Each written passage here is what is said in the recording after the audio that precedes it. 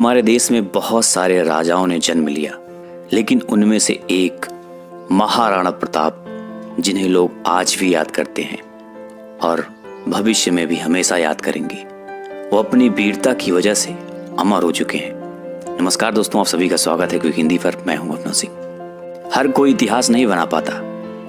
आज महाराणा प्रताप की कहानी, इस कहानी से हमें बहुत सारा इंस्पिरेशन मिलेगा। इससे हम अपने लाइफ में बहुत ज़्यादा आगे जा सकते हैं।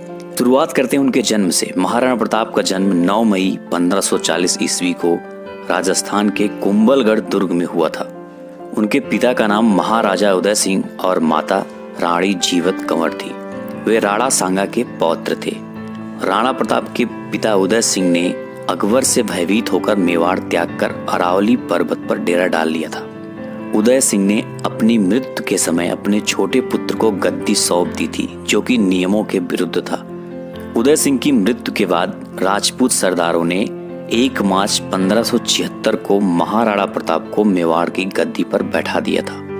वैसे तो महाराणा प्रताप अपने सभी भाइयों में सबसे बड़े थे, लेकिन उसके बावजूद उनके पिता ने अपने सबसे प्रिय रानी के पुत्र जगमाल को राजगद्दी सौंप दी। उदय सिंह की यह नीति गलत थी, क्योंकि राजगद्दी के हकदार महाराणा प्रताप थे। प्रजा तो महाराणा प्रताप से बहुत लगाव रखती थी, क्योंकि महाराणा प्रताप बचपन से ही एक लीडर के तौर पे थे, एक मसीहा के तौर पे जाने जाते थे। जगमल ने राज्य का शासन हाथ में लेते ही घमंडवश जनता पर अत्याचार करना शुरू कर दिया, क्योंकि वहां की जनता महाराणा प्रताप को पसंद करती थी। जनता पर अत्याचार देखकर राणा प्रताप जगमल के पास गए और उनसे पूछा कि यह अत्याचार करके अपनी प्रजा को असंतुष्ट मत करो। समय बड़ा नाजुक है, अगर तुम नहीं सुधरे तो तुम्हारा और तुम्हारे राज्य का भविष्य खतरे में पड़ सकता है। जगमल इससे गुस्से में आ गया और वो राणा प्रताप से बोला कि तुम्हारे पास कोई अधिकार नहीं है, मैं यहाँ का राजा हूँ, और उन्हें सीमा से बाहर चले जाने का आदेश दे दिया।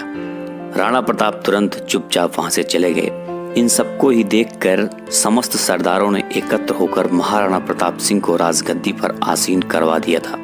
महाराणा प्रताप का राज्याभिषेक कुंभलगढ़ के राज सिंहासन पर किया गया था। ये सब देखते हुए जगमल सिंह नाराज होकर बादशाह अकबर के पास चले गए और बादशाह ने उनको जहाजपुर का इलाका जागीर में प्रदान कर दिया। इस तरह से जगमल को अकबर ने अपने साथ मिला लिया था। जिस समय महाराणा प्रताप सिंह ने मेवाड़ की गद्दी संभाली, उस समय राजपूताना साम्राज्य बेहद नाजुक दौर से गुजर रहा था, और उस समय कई प्रतापी राज्य वंशों के उत्तराधिकारियों ने अपनी कुल मर्यादा का सम्मान भुलाकर मुगलिया वंश से वैवाहिक संबंध भी स्थापित कर लिए थे और अकबर के अधीन हो गए थे। लेकिन वीर महाराणा प्रताप कभी भी अकबर की अधीनता स्वीकार नहीं की। महाराणा प्रताप जिस घोड़े पर बैठते थे, वह घोड़ा दुनिया का सर्वश्रेष्ठ घोड़ों में से एक था। महाराणा प्रताप जब 72 किलो का कवच पहनकर 81 किलो का भाला अपने हाथ में रखते थे, भाला और कवच सहित ढाल तलवार का वजन मिलाकर कुल 208 किलो का उठाकर वे युद्ध के मैदान में लड़ते थे। सोचिए तब उनकी शक्ति क्या रही होगी। इस वजन के साथ रणभूमि में दुश्मनों से पूरा दिन लड़ना मामूली बात नहीं होती थी। इस देश में जितने भी देशभक्त राजा हुए हैं, उसके खिलाफ उनका ही कोई अपना जरूर रहा है। जयचंदों के कारण देशभक्तों को नुकसान उठाना पड़ा था। अकबर चाहता था कि महाराणा प्रताप अन्य राजाओं की तरह उसके कदमों में झुक जाए। महाराणा प्रताप ने भी अकबर की अधीनता को कभी स्वीकार नहीं किया। अजमेर को अपना केंद्र बनाकर अकबर ने प्रताप के विरुद्ध सैनिक अभियान छेड़ दिया था। महाराणा प्रताप ने कभी अकबर से हार नहीं मानी। उनकी वीरता से अकबर की सेना में डर था। रात को सोते वक्त भी अकबर के सपनों में राणा प्रताप आते थे। प्रताप की वीरता ऐसी थी कि उनके दुश्मन भी उनके युद्ध कौशल के कायल थे। उदारता ऐसी कि दूसरों की पकड़ी गई मुगल बेगमों को सम्मान पूर्वक उनके पास वापस भेज दिया जाता था। इस योद्धा ने साधन सीमित होने पर भी दुश्मन के सामने सिर नहीं झुकाया और जंगल के कंदमूल खाकर लड़ते रहे। माना जाता है कि इस योद्धा की मृत्यु पर अकबर की आंखें भी नम हो गई थी। हल्दी घाटी के युद्ध के साथ ही महाराणा प्रताप की वीरता की चर्चा पूरे देश में होने लगी थी और उनकी वीरता की चर्चा आग की तरह देश में फैल रही थी। बहुत सारे राजपूत महाराणा प्रताप को अपना नेता मान लिए थे। अकबर को इसी बात का डर भी सताने लगा था। हल्दी घाटी के युद्ध में अकबर के पास मुगल, राजपूत, पठान योद्धाओं के साथ जबरदस्त तोपखाना भी था। अकबर के प्रसिद्ध सेनापति महावत खान, आसफ खान, महाराजा मान सिंह, शहजाद सलीम भी उस मुगल वाहिनी का संचालन कर रहे थे, जिसकी संख्या 80,000 से 1 लाख बताया जाता है। इस युद्ध में प्रताप ने अभूतपूर्व वीरता और साहस से मुगल सेना के दांत खट्टे कर दिए थे और अकबर के हजारों सैनिकों को मौत के घाट उतार दिया था। और इसी युद्ध के दौरान महाराणा प्रताप ने मान सिंह को मारने के लिए उनकी तरफ आगे बढ़े। अपने घोड़े को उनके हाथी की तरफ लेके जाते ही उनकी ओर भाला से वार कर दिया, लेकिन मान सिंह के हाथी में लगी तलवार से महाराणा प्रताप के घोड़े चेतक का पांव कट जाता है और चेतक घायल हो जाता है। चेतक के लड़खड़ाने की वजह से राणा प्रताप भी लड़खड़ाने लगते हैं और इसी को देखते हुए विकट परिस्थिति में झाला सरदारों के एक वीर पुरुष ने, जिनका कद महाराणा प्रताप जैसे था, महाराणा प्रताप का मुकुट और छत्र अपने सिर पर धारण कर लिया था। मुगलों ने उसे ही प्रताप समझ लिया और वे उसके पीछे दौड़ पड़े। इस प्रकार उन्होंने राणा को युद्ध क्षेत्र से निकल जाने का अवसर प्रदान कर दिया था। हालांकि प्रताप बाहर नहीं जाना चाहते थे, लेकिन उनके उस सरदार ने उन्हें जाने के लिए विवश कर दिया, क्योंकि भविष्य भी देखना था। वो नहीं रहते तो आगे क्या होता, ये सब समझाकर राणा प्रताप को युद्ध से उन्होंने बाहर कर दिया और खुद युद्ध भूमि में वीर गति प्राप्त हुए थे। राणा प्रताप के साथ साथ उन्हें भी आज याद किया जाता है। उसी हल्दी घाटी की युद्ध के दौरान ही उनका प्रिय घोड़ा चेतक का भी मृत्यु हो गया था, लेकिन मरने से पहले चेतक ने राणा प्रताप को एक सुरक्षित स्थान पर पहुंचा दिया था। और उसी दौरान चेतक के राजा के प्रति इस वफादारी को देखकर उनका भाई, जो कि अकबर से जा मिला था, उस घोड़े की वफादारी देखकर वो भी राणा प्रताप का कायल हो गया और अपने मन को बदल लिया और राणा प्रताप के चरणों में गिरकर माफी मांग के उनके साथ लड़ने की हौसला अफजाई कर दी। दोस्तों, उनके पास सिर्फ घोड़ा ही नहीं, एक हाथी भी था जिसका नाम राम प्रसाद था।